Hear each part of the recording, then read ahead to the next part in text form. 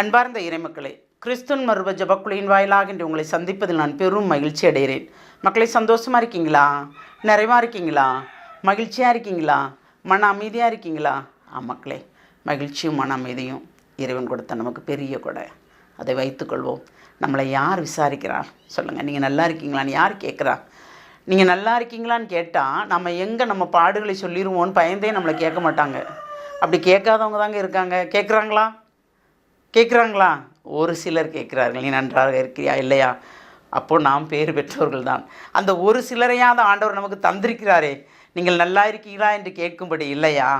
அப்போ நாம் இறைமக்கள் என்பதால், இறைவனை சார்ந்திருக்கிறோம் என்பதால் நம்மளையும் கேட்பதற்கு ஆள் இருக்கிறது. Praise the Lord. இருக்கா இல்லையா? இருக்குது. ஏனென்றால் நீங்களே அதற்கு சாட்சிகளாக இருக்கிறீர்கள். நன்றாக இருக்கிறீர்களா அப்படின்னு கேட்குறதுக்கு ஒரு ஆள் இருக்குது. அது இறைவன். இறைவன் நம்மளை நிறைவாக வழி நடத்துகிறார். இன்று அவர் நமக்கு என்ன இறைவார்த்தை தருகிறார் பார்ப்போமா? இறைவாக்கினர் தானியேல் எழுதின நூல் அதிகாரம் 1 இறை வார்த்தை 6-9 முடிய. இப்படி தேர்ந்தெடுக்கப்பட்டவர்கள் யூதாகுலத்தைச் சார்ந்த தானியேல், அனேனியா, மிஷவேல், அஷேரியா என்பவர்களும் இருந்தார்கள். அலுவலரின் தலைவன் தானியேலுக்கு பெல்தசார் என்றும், அனனியாவுக்கு சாத்ராக் என்றும், மிஷவேலுக்கு மேஷாக் என்றும், அசரியாவுக்கு ஆபேத்நேகோ என்றும் மாற்று பெயரிட்டான். அரசனது சிறப்பு உணவிலும் அவன் பருகி வந்த திராட்சை ரசத்திலும் தம்மை தீட்டுப்படுத்திக் கொள்ளலாகாது என்று தானியேல் தம் உள்ளத்தில் உறுதி செய்து கொண்டார். அவ்வாறே தாம் தீட்டுப்படாதிருக்க அலுவல் தலைவனிடம் அனுமதி கேட்டார். அலுவல் தலைவன் தானியேலுக்கு பரிவும் இரக்கமும் காட்டுமாறு கடவுள் அருள் கூர்ந்தார். Praise the Lord. நேற்று சொன்ன வார்த்தையில் அந்த கடத்தி கொண்டு வந்த அழகுமிக்க, அறிவுமிக்க, ஞானமிக்க இளைஞர்களில் யாரெல்லாம் இருக்கான்? தானியேல் இருக்கிறாப்புல, அனனியா இருக்கிறாப்புல, மிஷவேல் இருக்காப்புல, அஷேரியா இருக்கிறாப்புல இல்லையா? ஆனால் அவங்க இடத்துல உள்ள பேர் எப்படி வச்சுருக்காங்க? அவங்க கும்பிடுற தெய்வத்தின் பேரை வச்சுருக்காங்க.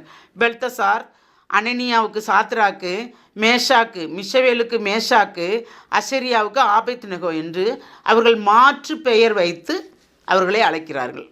அப்போ அரசன் உண்ற உணவை இவங்க உண்ணணும் இல்லையா? அப்படி வேறு உணவு எதுவும் உண்ணக்கூடாது அப்படின்னு சொல்லக்காக அரசனுடைய உணவை இவர்கள் உண்ண வேண்டும் என்று கட்டளை கொடுக்குறாங்க. ஆனால் தானியேல் என்ன நினைக்கிறாரு?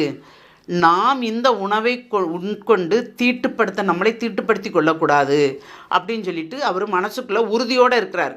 அந்த உறுதியை இறைவனிடம் ஒப்படைக்கிறார் இல்லையா? அப்படி ஒப்படைக்கும் போது அப்போ இவர் அந்த யாருக்கு உணவு பரிமாறவனுக்கு வந்து கேட்க வரணும் அவர் இல்லையா? அலுவலர் தலைவன் தானியேலுக்கு பரிவும் இரக்கமும் காட்டுமாறு கடவுள் அருள் கூர்ந்தார். தானியேல், இந்த உணவை நாங்கள் உண்ண முடியாது, அரசன் கொடுக்குற உணவை உண்ண முடியாது என்று சொல்ல வர்றதுக்கு அதை ஏற்றுக்கொள்ளுமாறு உணவு பரிமாறுவனுக்கு ஆண்டவர் அந்த இரக்கத்தை கொடுக்கிறார். இப்போ நாம் ஒரு உதவி கேட்குறோம், அந்த இரக்கத்தை இறைவன் கொடுத்தாதானே அந்த உதவி கிடைக்கும் நமக்கு இல்லையா? அதுபோல் தான் இவர் அழகுமிக்கவராக இருக்கிறார் தானியேல் இல்லையா? அவர்கள் 4 பேருமே, தானியேலோடு சேர்ந்த 3 பேரும் சேர்ந்து 4 பேருமே அந்த உணவை உட்கொள்ளாதவாறு இருக்க வேண்டும் என்று உறுதி கொள்கிறார்கள். அந்த உறுதியை மெய்ப்படுத்துவதற்கு அவங்க உணவு பண்பார்ட்ட போய் கேட்க போகிறாங்க. இப்போ நமக்கு ஒரு பந்தியில் ஒரு உணவு நடக்கு, அந்த பந்தியில் அந்த உணவு நாம் உண்ண மாட்டோம். ஆனால் ஐயோ இவங்க பார்த்தா என்னமோ நினச்சிக்கிடுவாங்களோ அப்படிங்கிற மாதிரி நினச்சி உண்றவங்களும் இருக்காங்க.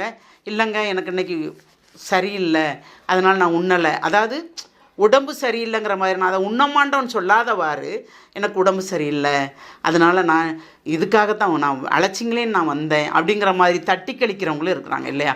அதுபோல் தான் தானியேல், ஏன்னா நான் 3 ஆண்டு உண்ண வேண்டுமே, 1 நாள் 2 நாள் இல்லை, 3 ஆண்டுகள் அரசன் உணவை உண்ண வேண்டும். அந்த 3 ஆண்டுகளும் உணவு உண்ணலைன்னா என்ன நடக்கும்? அரசன் கொண்டு விடுவான், அப்படி தானே? ஏன்னா அரசன் கட்டளைக்கு மறுகட்டளை ஏது இல்லை, மறுப்பில்லை. அதனால்தான் தானியேல் என்ன செய்கிறாரு? உணவு பரிமாறவன்கிட்ட போய் பேசணும் அப்படிங்கிற மாதிரி வராரு. அந்த பேசணும்னு வர்றதுக்கு முன்னாலேயே ஆண்டவர் என்ன செய்கிறாரு? உணவு பரிமாறவனுக்கு இரக்கத்தை காமிக்கிறார். இவர்கள் மேல் இரக்கம் காட்டுமாறு அதை உணர்த்துகிறார். இப்போ நமக்கு என்ன தேவையோ அதை இறைவனிடம் கேட்கும்போது நாம் அதில் கேட்கின்ற காரியத்தில், நாம் செய்ய போகிற காரியத்தில் உறுதியாக இருந்தோம் என்றால் இறைவன் நமக்கும் உதவி செய்வார். நாம் உறுதியாக இருக்கோமா? சிந்திப்போமா? தாயும் தந்தையுமான இறைவா, ஆமாண்டவரே, உறுதியற்ற மக்கள் நாங்கள், ஆமாண்டவரே, உறுதியற்றவர்கள் நாங்கள் ஆண்டவரே, உறுதியற்ற நிலையில் வாழ்கிறோம் ஆண்டவரே. ஒரு சிறு காரியம் நடந்தால் உடனே பதறுகிறோம் ஆண்டவரே. ஒரு துன்பம் வந்தாலும் பதற்றப்படுகிறோம் ஆண்டவரே. என்ன செய்வது என்று அந்த நிலையை எப்பொழுதும் நாங்கள் இருக்கின்ற அந்த நிலையை மறந்து விடுகிறோம் ஆண்டவரே. மறந்து விட்டு பதற்றத்தின் நிலையிலே இருக்கிறோம் ஆண்டவரே. அந்த நிலையெல்லாம் மாற்றி தானியேலை போல் நாங்கள் எப்பொழுதும் உறுதியாக இருக்கும்படி தேவரே எங்களை ஆசீர்வதிக்க வேண்டும். அந்த உறுதியோடு இருக்கும்போதான் ஆண்டவரே உம்முடைய அனுக்கிரகம் எங்களுக்கு கிடைக்கும் என்று நாங்கள் விசுவசிக்கிறோம், நம்புகிறோம் ஆண்டவரே. அந்த நம்பிக்கையை இன்னும் நீர் எங்களுக்கு பெரிதாக்க போகிற கிருபைக்கு நன்றி கூறி எங்களை முழுமையாக உம்முடைய இறை மக்களை முழுமையாக உம்முடைய இரக்கத்துக்குள் ஒப்புக் கொடுக்கிறேன். ஜெபங்கேற்கும் நல்ல பிதாவே, ஆமேன், ஆமேன், ஆமேன்.